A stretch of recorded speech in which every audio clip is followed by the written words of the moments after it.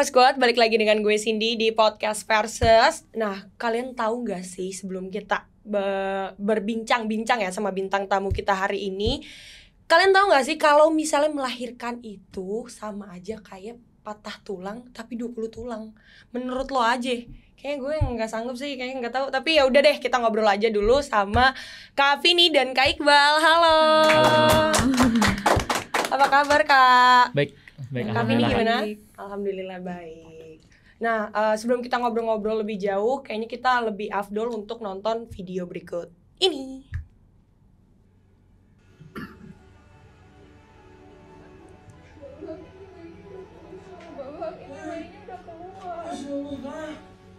Masya Allah.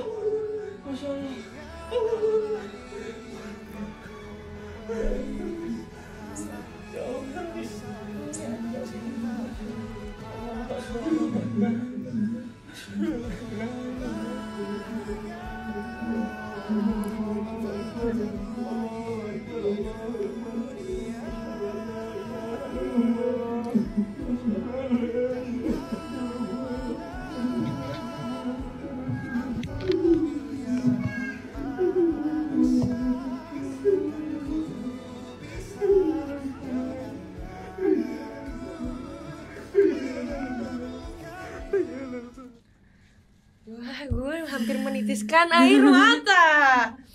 Boleh diceritain gak sih tuh gimana kronologinya, Kak? Boleh? Siapa nih yang mau cerita? Izin ya, saya dulu deh. Iya, boleh. Ini versi saya dulu nih. Jadi yang pertama itu tuh kejadiannya subuh ya. Jadi kita baru bangun tidur sekitar ya pukul 4:30 lah, jam 4-an. 4:10. Jam 4 tuh istri ngebangunin saya buat sholat subuh secara seperti biasa lah. Habis itu pas sambil ngebangunin tuh istri tiba-tiba ngeluh sakit perut, mules katanya. Awalnya nggak kepikiran itu lahiran karena memang waktu lahiran itu masih agak lama, 1 bulanan lagi lah kurang lebih. Jadi belum kepikiran ke sana. Tapi istri tuh memperkuat rasa sakitnya gitu. Kayak ini kayaknya rasa mulusnya beda deh. Tapi karena saya buru-buru harus ke masjid, akhirnya ya udah deh gini aja. Kamu sekarang siap-siap pakai kerudung, pakai gamis, pakai bajuan yang rapih lah. Abis saya sholat, saya panggilnya Babab, ibu dia panggilan saya. Nanti Babab abis pulang dari masjid antar ke klinik atau ke rumah sakit terdekat deh. Tujuannya bukan untuk lahiran sih, kayak untuk periksa cek aja gitu. Tapi ternyata setelah saya berangkat ke masjid, istri tuh nelponin berbelas-belas kali tuh pas saya lihat di notif tuh. Tapi karena memang lagi sholat jadi nggak ngecek handphone juga ngecek handphone. Entah apa yang terjadi di rumah pada saat itu nggak tahu. Akhirnya istri itu sampai nelpon ke teman yang memang jadi behind the story-nya saya tuh kerja di pesantren gitu Kak. Jadi saya guru di pesantren gitu di boarding school. Jadi tetangga saya tuh guru-guru di sana juga. Ya. Nah jadi salah satu tetangga yang rumahnya sampingan itu memang sering komunikasi gitu kita tuh. Jadi istri saya nelpon ke rekan kerja saya itu. Jadi tolong sampaikan gitu ke Pak Iqbal kalau misalnya istrinya sudah melahirkan, tapi salah tangkep salah tangkep dia orang tuh yang dititipin pesan tuh salah tangkap. Ya, jadi nyampein ke saya itu Pak Iqbal istri Pak Iqbal mau lahiran. Bukan udah lahiran. Jadi salah tangkap. Iya. Saya makin panik kan. Akhirnya saya turun maksudnya ke rumah gitu. Lari-lari tuh. Pas habis sampai saya teriak-teriak tuh, bu, sudah dijauh juga. Pas buka rumah, ya kejadiannya yang tadi langsung yang tuh. Yang video langsung masuk saya tuh. Itu kejadiannya bener-bener memang apa adanya seperti itu gitu. Nah ternyata di balik kenapa ada handphone itu karena memang istri saya tuh udah nelponin minta tolong ke siapa-siapa, tapi karena memang masih subuh kali ya. Orang-orang juga masih pada sibuk atau masih tidur atau lagi sholat juga kali ya. Makanya dan tiba-tiba bayinya juga udah nongol, mungkin ada kesempatan ya udah simpen aja HP-nya gitu, record gitu. Akhirnya kejadianlah seperti itu. Nah kalau dari Kak Vini sendiri itu ceritanya gimana Kak? Kalau dari kejadian di rumah itu saya juga yang nyuruh buat ya udah nggak apa-apa sholat subuh dulu aja ke masjid gitu kan. Sambil tanya-tanya rumah sakit yang bisa nanganin yang mana yang paling dekat gitu. Terus ternyata dan selama nunggu sholat subuh tuh megang handphone terus, karena memang udah mau minta bantuan orang lain juga sebetulnya, udah ngehubungin orang tua, tetangga yang lain gitu ya. Pas terakhir tuh nelpon orang tua, karena orang tua tuh di luar kota, beda kota gitu dengan kami tinggal. Minta doain ya, Pak, Mi doain ya, ini kayaknya mau lahiran deh rasanya. Oh gitu ya, yang lancar gitulah doa orang tua. Terus setelah itu ditutup teleponnya, saya duduk, langsung ini air ketubannya tuh pecah. Kalau udah pecah ketuban kan bahaya ya kalau misalkan dilama-lamain. Terus setelah itu menyusul keluar bayinya. Jadi itu posisinya gimana Kak? Kakak duduk atau berdiri? Awalnya duduk, waktu pecah ketuban tuh duduk di kursi. Terus karena udah mulas, jongkok. Jadi ganti posisi ke jongkok. Setelah itu keluar bayinya. Jadi posisi jongkok keluar. Langsung jadi, gitu? Keluar aja. Kalau kata bidan sih karena ada gaya gravitasi juga jadi lancar karena posisinya jongkok kan. Terus bayinya keluar disusul sama ari-arinya. Tapi posisinya plasenta tuh masih ada di dalam Kak. Jadi si bayi dan ari-arinya tuh masih nyambung gitu. Ya, terus siapa yang motong? Itu nanti ada bidan yang datang. Jadi pas abis itu saya datang tuh kan masih nyambung tuh, bayi udah digendong, baru diselimutin sama sarung doang. Akhirnya tiba-tiba istri minta tolong saya untuk narikin si plasentanya gitu loh. Tarikin. Saya ya udah tanpa berpikir panjang langsung saya tarik. Istri ngeden, saya narik, akhirnya keluar. Dengan Terus setelah bayinya keluar tuh kan memang handphone tuh ada di tangan terus Kak, di dekat aku gitu. Di situ kan ada handphone tuh minta tolong orang-orang kalau ini bayinya udah keluar harus digimanain kan bingung juga ya. Tapi alhamdulillah masih bisa nggak panik gitu, bisa handle rasa panik itu dengan cara ini nelfonin orang harus ada yang bantuin masa sedih gini kan. Terus kebetulan bapaknya itu masih di masjid dan handphonenya nggak diangkat, nggak sempet nggak nyambung. Terus minta tolong orang lain, nggak diangkat juga karena subuh tadi kali ya karena masih waktunya. Pada... Nah dari situ kenapa aku berani record karena itu tuh udah dapat kabar kalau misalkan babapnya tuh udah mau ke bawah gitu, udah mau ke rumah. Jadi aku berani buat nge-record dan gak hubungin orang lagi gitu sih. Kenapa aku berani buat record. Habis itu bener gak sih Kak rasanya itu kayak 20 tulang dipatahin? 20 tulang dipatahin sih belum ngerasain. Gak tahu juga rasanya patah tulang kayak gitu ya. Gimana.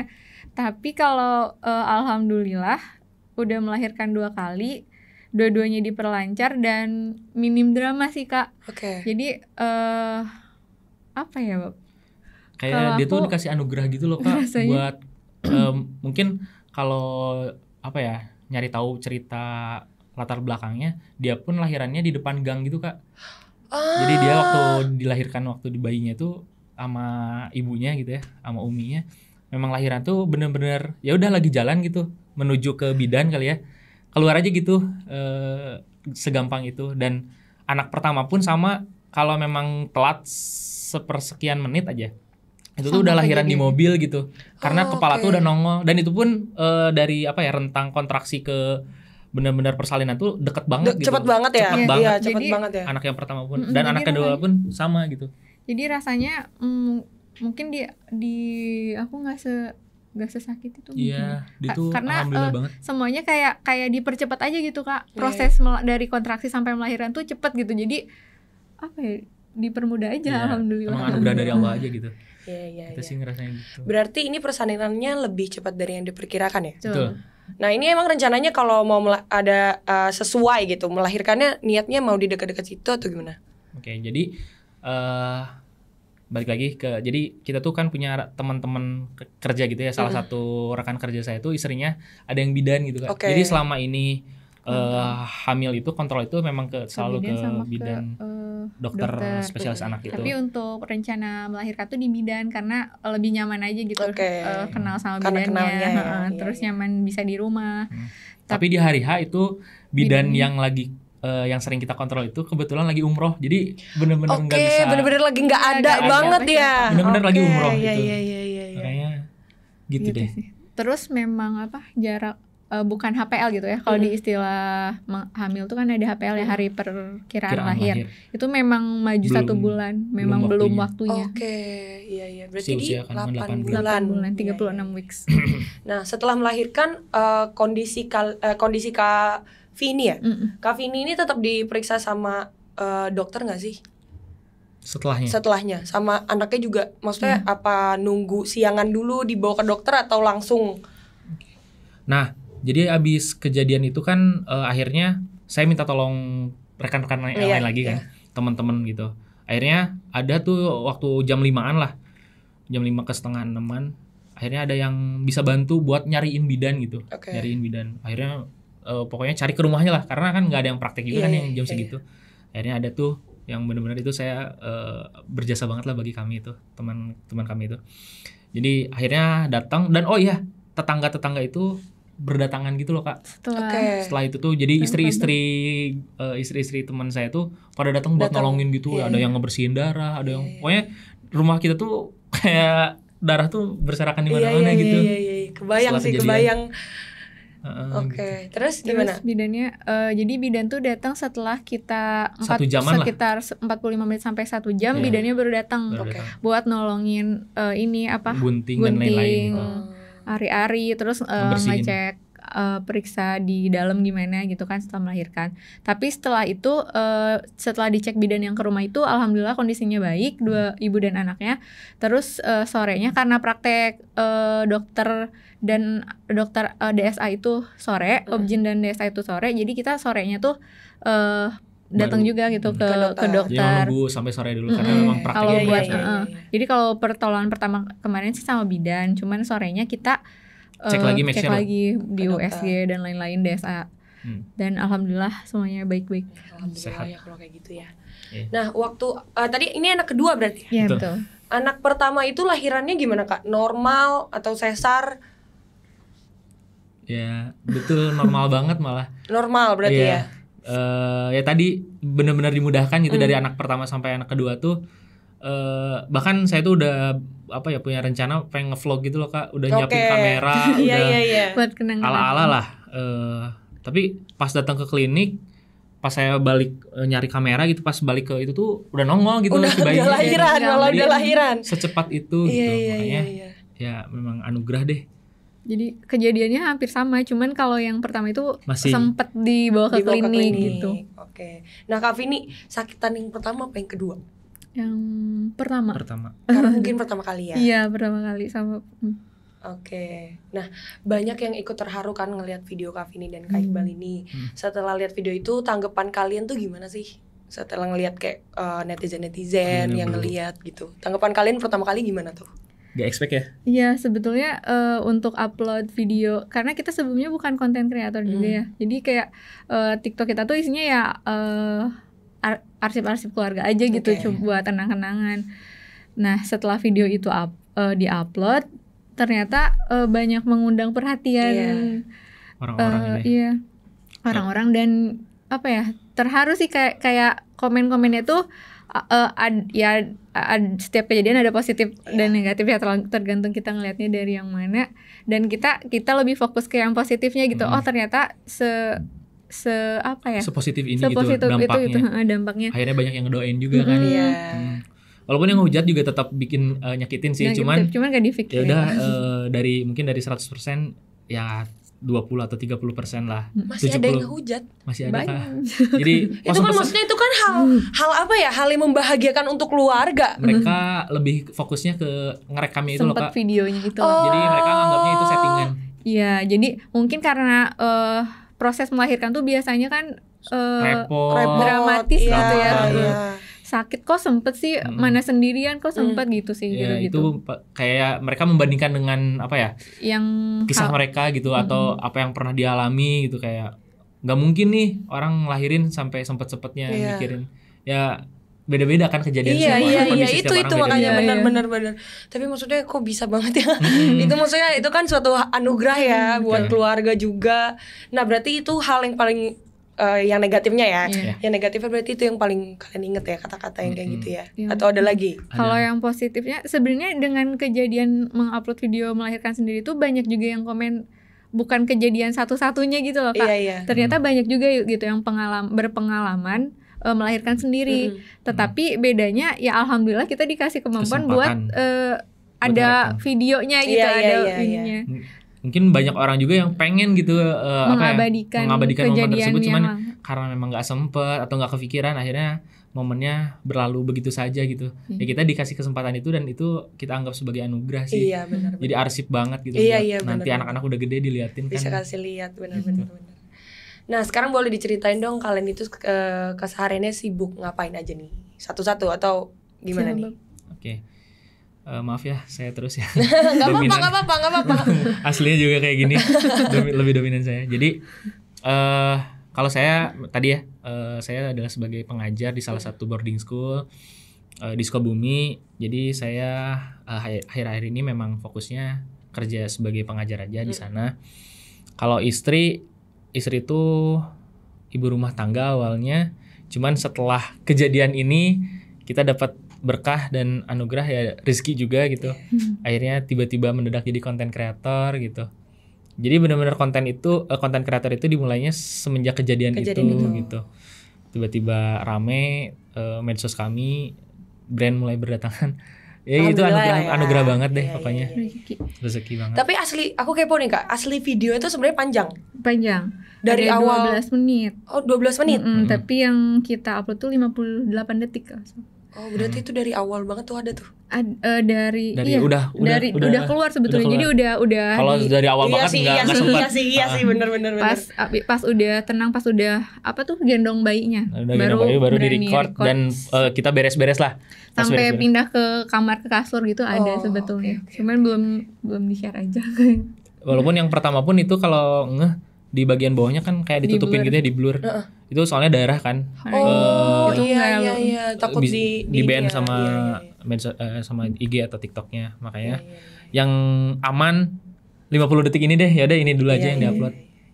Nah, kepo dong Kak, awal mula kalian ketemu tuh gimana sih? Kita tuh dulu waktu kuliah satu kampus, satu jurusan di UIN Bandung, jurusan psikologi. Sama-sama anak psikologi. Kita cuma beda 1 tahun, jadi kakak tingkat sama adik tingkat gitu. Jadi dulu saya emang udah ngincer dari awal Kak. Dari MOS. Dari ospek udah ngincer, cuman nggak dapet. Dapat pas lagi skripsian. Pas mau lulus baru tuh. Memang perjuangannya agak berat mendapatkan dia. Saingannya juga banyak. Dulu tapi alhamdulillah saya pemenangnya. Gitu. Jadi akhirnya setelah lulus 2 tahun ya Bu, 2 tahunan setelah lulus kuliah, akhirnya istri dia pengen cepet-cepet dinikahin katanya. Saya mah gimana ya, susah nolak gitu. Akhirnya ya udah, dan kebetulan keluarga juga menyetujui dan sangat-sangat support, tidak mempersulit sama sekali gitu. Bahkan pada saat nikah itu kondisi saya tuh kerja lagi nggak bener gitu loh Kak. Bahkan ya tidak bekerja sama sekali gitu, hanya merintis usaha dan ya belum kelihatan hasilnya. Cuman mertuanya tuh bahkan waktu saya lamaran aja nggak nanyain kerjaan saya apa gitu.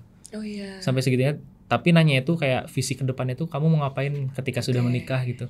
Itu yang saya salut gitu. Jadi setelah selesai nikah, ya udah tanggung jawabnya ada di kamu. Kamu jangan tinggal sama keluarga, sama orang tua. Sok mau ngemper kayak mau ngontrak kayak silahkan gitu. Yang penting kamu tanggung jawab gitu. Bareng-bareng aja berdua ngebangun gitu sih Kak. Oke. Nah Kak Vini sendiri kenapa nih akhirnya memilih Kak Iqbal di masa skripsinya? Oh enggak, waktu itu tuh udah lulus Kak. Waktu dari awal setelah skripsi. Awal kamu mau terima yang mulai menerima, membuka hati gitu. Waktu zaman kuliah. Karena apa ya? Ganteng kali. Apa ya, aku lupa dulu. Karena mungkin dia lihat usaha saya iya, effortnya dari awal. Karena dulu tuh aku ilfeel banget Kak sama dia sampai akhirnya. Kenapa emang? Karena behind the jadi karakter kita tuh beda 180 derajat, extrovert introvert salah satunya. Yang paling terlihat gitu ya. Kalau saya tuh belum apa-apa udah ngumumin ke semua seluruh fakultas gitu loh. Saya lagi ngincer dia. Makanya setiap kita bertemu tuh pasti dicie-ciein ya. Nah, aku nggak suka jadi pusat perhatian, harus diomongin sama orang lain kan bikin ilfil, siapa sih pelakunya, ternyata dia. Jadi enggak nih harus bukan dijauhin. tipe, Jadi malah aku musuhin dia gitu, jauhin. Hampir selama 4 sampai 5 semester itu bener-bener perang kayak dingin. perang dingin. Oh, Saya iya. tuh Iya, enggak kalau mau ketemu tuh sampai putar jalan gitu loh, Kak. Ya ampun. Sampai suka. segitunya ya. Terus akhirnya suka karena nggak menyerah. Karena effortnya. Sayanya berubah caranya, Kak. Caranya. saya ngerubah Gimana tuh caranya tuh? Udah berubah. Siapa tahu nanti teman-teman Opera Squad bisa ngikutin nih. Udah lebih dewasa. Iya betul. Udah Saya tahu lebih cara. apa ya? Lebih cuek. Lebih. Apa ya? Lebih ke tulus aja gitu, Kak. Emang saya deketin kamu tuh bukan tujuannya apa-apa, pengen temenan aja dan nggak ngeliatin saya lagi butuh gitu, Kak. Kayak lagi belanja gitu, kayak pura-pura nggak butuh gitu. Akhirnya mas ini mas. Ibu-ibu pasar. Gitu deh. Oke. Nah, di TikTok kan kalian kan juga suka bikin konten inspiratif ya mengenai keluarga, sampai banyak yang bilang keluarga kalian tuh adalah salah satu keluarga impian lah. Nah, menurut kalian tuh arti keluarga itu apa sih? Satu-satu kali ya. Kamu dulu ya. Apa ya, tempat berpulang sih, maksudnya Rumah. Ya rumah deh, bener-bener rumah. Di rumah tuh kan kita bisa ngelakuin apa aja, dan di rumah tuh kita bisa diterima dengan kondisi apa saja. Betul. Gitu. Nah makanya ketika kita sedang menjadi rumah bagi pasangan kita, mau tidak mau kita harus rela untuk nerima kondisi baik sedang senang maupun susah pasangan kita. Pokoknya lebih ke kurangnya sih Pak, Kak, kalau misalnya kurangnya aja kita udah bisa terima, apalagi lebihnya. Nah, gitu. Coba kamu dulu sekarang. Setuju. Udah, itu aja. Atau sedikit deh Kak, buat Kak Vini, keluarga tuh buat Kakak apa sih? Keluarga.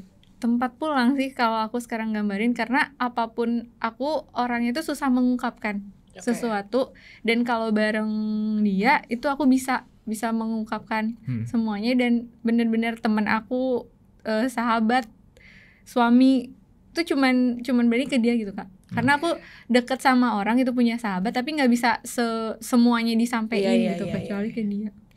Harus siap jadi tong sampah deh Kak.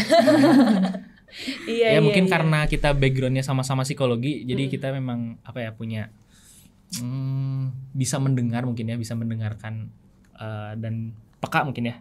Ada kelebihannya gitulah karena seru banget. Basic kita masing-masing psikologi, jadi bisa saling mengerti gitu. Boleh nih buat inspirasi buat gue nih selanjutnya. Nah, sampai jadi keluarga yang sekarang kan pasti banyak melalui struggle ya. Kira-kira titik terendah apa sih yang pernah kalian laluin bersama selama jadi orang tua? Iya. Jadi awal menikah tuh kita tinggal di Bandung. Jadi selama 3 tahun menikah tuh kita tinggal di Bandung, punya anak 1. Itu tuh masih fine saja. Ya baik-baik aja gitu, kayak ngejalin aja biasa hidup aja gitu, nggak ada target apa-apa. Walaupun memang secara ekonomi memang belum settle, benar-benar belum settle karena kita masih ngerintis usaha gitu. Tapi kita enjoy karena dengan keadaan itu gitu, karena nggak ada tuntutan apa-apa. Nikmatin aja gitu suasana Bandung dan lain-lain gitu. 1 tahun ke belakang itu tuh kita dihadapkan dengan perubahan dari berbagai sisi gitu, karena kita harus pindah kuota. Terus kebetulan waktu nikah tuh aku kuliah S2. Kuliah S2 dan udah semester akhir. Keadaannya itu semester akhir tuh lagi terus hamil anak pertama. Jadi cuti beberapa semester. Nah, ketika pindah ke Sukabumi itu udah masa berlakunya udah kayak batas kuliahnya tuh udah di akhir. Jadi udah harus selesai semester itu juga gitu. Jadi dengan perubahan kita pindah ke Sukabumi, mana harus ngerjain tesis. Terus ternyata baru tahu kalau saya hamil anak kedua. Dan itu hamilnya kan tidak direncanakan ya sebetulnya. Kita tuh masih pakai KB gitu loh. Istri saya tuh pakai IUD mungkin kalau tahu ya, IUD yang dipasang di rahim. Jadi kita kaget juga, tiba-tiba pindah, tiba-tiba harus nyelesain skripsi, harus sidang, hamil juga. Hamilnya termasuk repot. Iya, jadi mual-mual itu parah banget. Dan itu titik yang buat kita terendah karena menghadapi semua perubahan gitu loh. Apalagi pas tahu hamil, karena itu di luar rencana kita banget gitu. Aku harus nyelesain tesis, dia lagi sibuk-sibuknya dengan pekerjaannya baru. Karena masih baru. Dan itu lumayan stres, dan awalnya kita kira perubahan hormon-hormon di dalam tubuh aku tuh gara-gara stres aja gitu. Terus pas tahu hamil makin ngedrop, makin kepikiran ya. Karena hamil ini tesis gimana, terus kan anak masih kayaknya belum bisa deh gitu ya, punya 2 anak. Jaraknya deketan gak sih gitu? Jaraknya berapa lama itu? Jaraknya 2 tahun 3 bulan. 2 tahun, oke. Jadi tapi ternyata setelah ya kita lalui, malah rasa nikmat, rasa nyaman, rasa ini tuh malah berlebih gitu loh Kak. Setelah kita lewatin ini tuh. Jadi kita tuh setelah kejadian itu sempat ketawa-ketawa, tapi ketawa-ketawa yang satir gitu loh Kak. Iya, ngerti. Kita ngetawain nasib gitu. Ngerti. Kok bisa gitu. Iya. Ya udahlah ya, nggak apa-apa ya. Saling menguatkan aja gitu, ketawa saling menguatkan gitu. Ini setelah itu malah solusi itu datang, dan akhirnya ya udah dijalanin. Malah kita sekarang menikmati kehidupan kita gitu, yang bener-bener alhamdulillah deh gitu. Nah, bolehlah aku gali lebih dalam lagi ya. Kalian selama menjalani berumah tangga pernah gak sih ngalamin kesulitan finansial gitu? Apalagi tadi dengan transisi, ya kan? Sebenarnya kalau finansial pasti ya, karena secara teori juga untuk biasanya pasangan yang baru menikah itu di 5 tahun pertama kan masalah. Biasanya gitu ya, sebagian besar masalahnya pasti di ekonomi.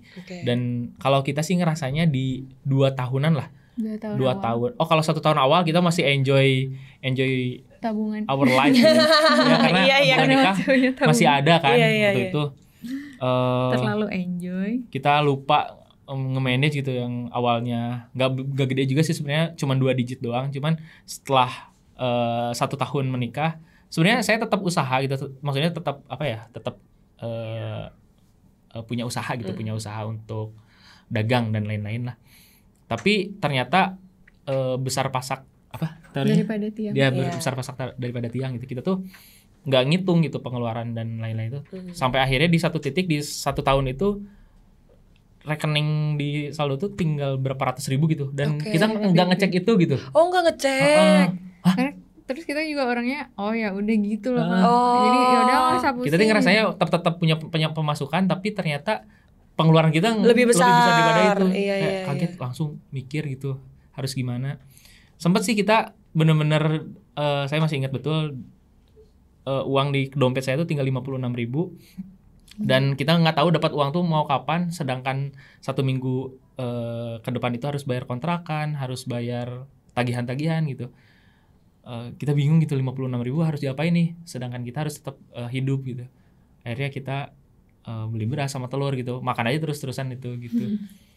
Ya, tapi alhamdulillah. Tapi bisa dilewatin sih. Ya, enaknya tuh dia tuh suportif banget Kak. Jadi beneran kalau orang bilang gitu ya, mana ada sih cewek yang mau nemenin kita dari nol di zaman sekarang itu. Masih ada gitu. Ya buktinya dia tuh, saya tuh kan punya impian pengen jadi entrepreneur gitu, pengen jadi pengusaha. Ketika saya gagal di usaha itu kan saya ya udah deh kerja aja gitu, cari lowongan aja, pakai aja ijazah nih, nganggur gitu. Tapi dia yang nguatin gitu, kok malah gitu sih, jadi gitu. Malah ayo balik lagi ke niatan awal, bukan yang dia yang ngompor-ngomporin ayo jadi PNS sana atau kerja sana. Ngerti. Jadi dia yang support mimpi kakak juga ya. Masih ada yang kayak gini gitu. Bahkan salah satu cerita lucu dulu waktu zaman saya kuliah itu, saya sempat jualan minuman gitu, bikin minuman dagangan minuman gitulah. Saya tuh dorong gerobak itu Saya tuh kalau jualan harus berdua sama partner saya gitu. Ada teman yang bikin bisnisnya bareng-bareng. Cuman di satu momen tuh dia nggak bisa bantuin, dan pokoknya teman-teman dekat saya tuh nggak ada yang bisa bantuin, sampai akhirnya ayo deh nggak usah jualan aja hari ini. Tapi dia rela gitu buat ya udah sama aku aja daripada nggak jadi jualan. Itu padahal di lingkungan kampus Kak, dia nggak malu gitu buat dorong-dorong gerobak bareng sama saya gitu ke tempat jualan gitu. Nah di situ saya tuh yang mikir, oh dia mau loh nemenin nggak malu gitu gini-ginian. Jadi kayak saya makin yakin aja gitu sama dia. Gitu. Nah, kepo dong Kak Vini, kalau di rumah istri yang kayak gimana sih tipenya nih? Balik lagi ya, kayak saya tuh ngerasanya karena kita tuh beda 180 derajat. Apa ya, banyak serunya tuh ya kita hidup sama orang yang berbeda gitu ya. Kalau kita nggak apa ya, tidak membuka hati, tidak mudah bersabar gitu ya, wah perang terus tuh, sulit banget nyatuin kita. Tapi karena kita mau saling berusaha gitu ya, metodenya kayak layang-layang aja sih Kak. Gimana tuh? Tarik ulur gitu. Jadi kadang kita harus narik, tapi di momen tertentu ya mau tidak mau kita harus ulur gitu. Kalau anginnya gede kan kita tarik putus nanti layangannya. Iya, kayak gimana? Jadi dia tuh orangnya tuh keras banget Kak. Batu banget. Nah buat naklukin dia tuh sulit banget. Tapi saya tuh baru sadar kalau misalnya saya ketemu sama cewek yang mudah dikalahkan, saya nggak akan bertahan gitu.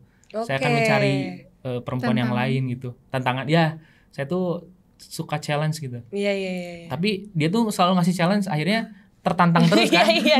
Nah gitu, jadi gitu deh pokoknya adventure lah. Iya, roller coaster ya. Iya. Nah kalau Kak Vini, Kak Iqbal nih suami yang kayak apa nih? Ini sih kayak perfect. Kalau di rumah tuh apa ya, karena kita beda gitu ya. Jadi tapi akhirnya kita karena perbedaan itu kita jadi tahu caranya gitu.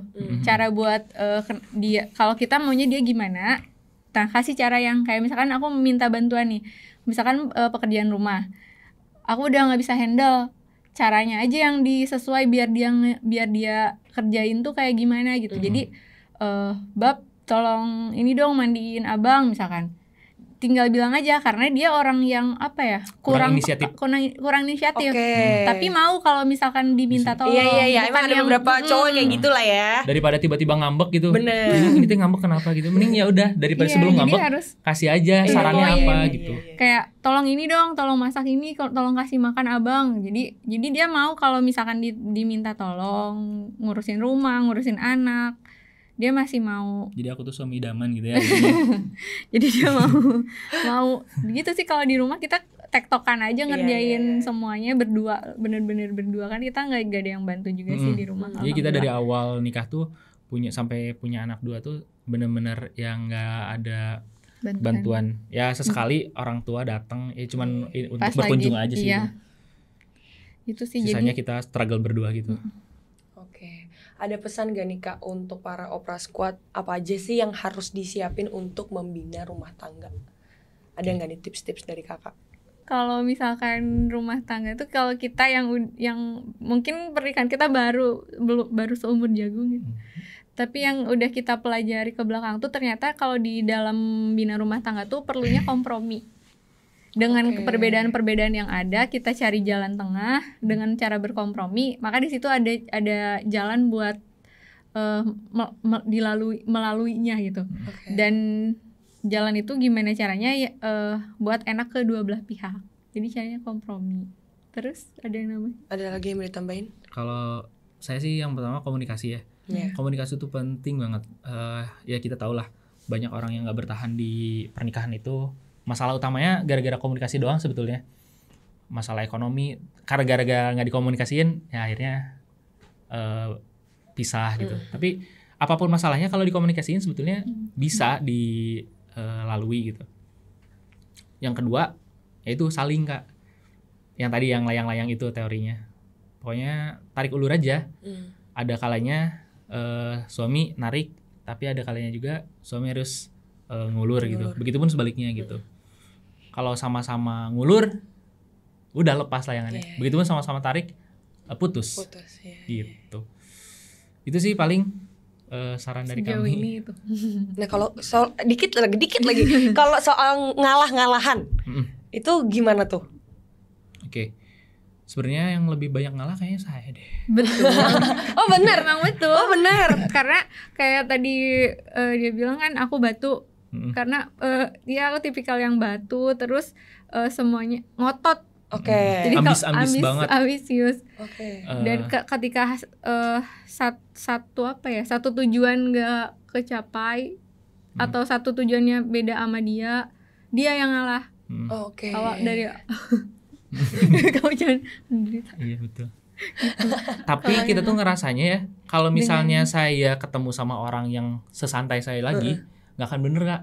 Jadi kalau misalnya saya nikah, pasangan saya sama-sama santai gitu, nggak ada visi ke depannya kayak gimana, wah nggak bener juga sih. Jadi kita butuh nggak seimbang. Nah jadi kita ketemu tuh bener-bener jadi seimbang gitu, ketemu di titik tengah gitu. Dia dengan keras kepalanya, saya dengan santainya dan nggak jelas mau ngapain gitu. Akhirnya kita ketemu di tengah gitu. Dia turun tensinya, saya tiba-tiba terpacu untuk maju gitu. Akhirnya ya kita bisa bertahan sampai sekarang. Keren loh. Semoga langgeng terus ya sampai maut memisahkan, sampai bisa ngelihat anak-anaknya punya keluarga lagi, bahkan bisa punya cucu. Amin. Thank you ya Kak udah mau ngobrol-ngobrol hari ini. Thank you so much buat Opera Squad yang udah nonton keluarga kecil dari Kak Vini dan Kak Iqbal. Jangan lupa like, comment, and subscribe, and see ya.